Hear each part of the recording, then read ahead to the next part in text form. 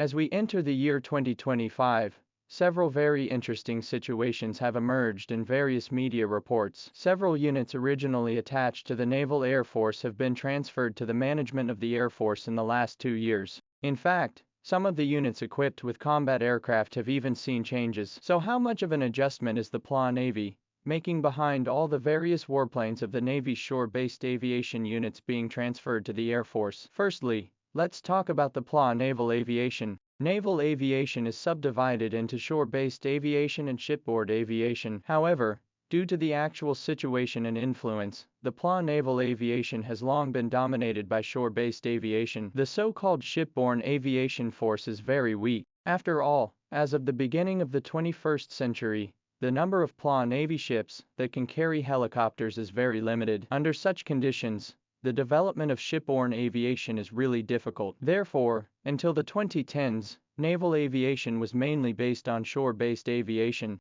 In the PLA Navy's combat system, naval aviation is responsible for covering surface ships and submarines. It also carries out missions such as anti-ship operations. In the 1990s, naval aviation's fighters were mainly J-7, J-8, etc. In the late 1990s, it began to equip JB-7, JB-7A, etc. Around 2010, it successively equipped with a certain number of J-10A and J-11BH fighters. By the middle of 2010s, according to the statistics of foreign media, the PLA Naval Aviation Force has more than 200 fighters of various types, including the J-11BH, J-10A, and J-11BH. These include the J-11BH, J-10A, JB-7, J-7, J-8, Su30MK2, etc. Between the late 1990s and the early 2000s, China imported a total of 100 Su-30s from Russia,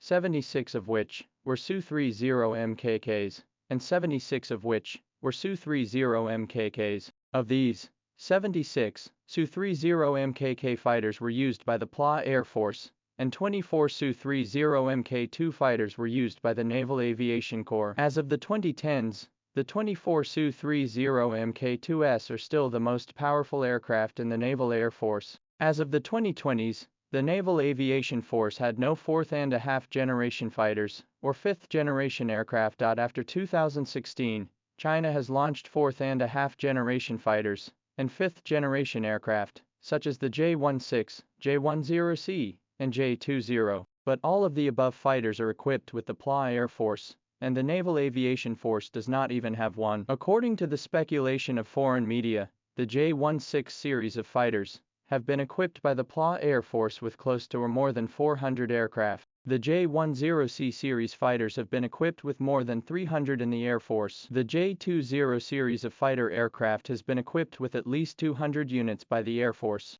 In other words, the PLA Air Force has equipped more than 900 of the above three types of fighters, which is close to the level of 1,000 fighters. However, the PLA Navy is not equipped with the above-mentioned fighters. The situation remains similar as of the early 2020s. So why is this the case? Because since the early 2020s, the PLA Naval Air Force is undergoing a massive restructuring and a qualitative change. First, the various fighters and units of the shore-based aviation began to be gradually assigned to the Air Force sequence. Second, with a gradual increase in the number of aircraft carriers, amphibious assault ships, and dock landing ships, the shipborne Air Force has step by step become the main force of naval aviation. First of all, let's talk about the transfer of shore-based aviation into the Air Force sequence. Since the early 2020s, various units and fighters of the Navy's shore-based aviation have started to be transferred into the Air Force sequence one after another. Several very interesting situations have emerged in various media reports. Several units that were originally attached to the Naval Air Force have been successively assigned to the management of Air Force units in the last 2 years. In fact,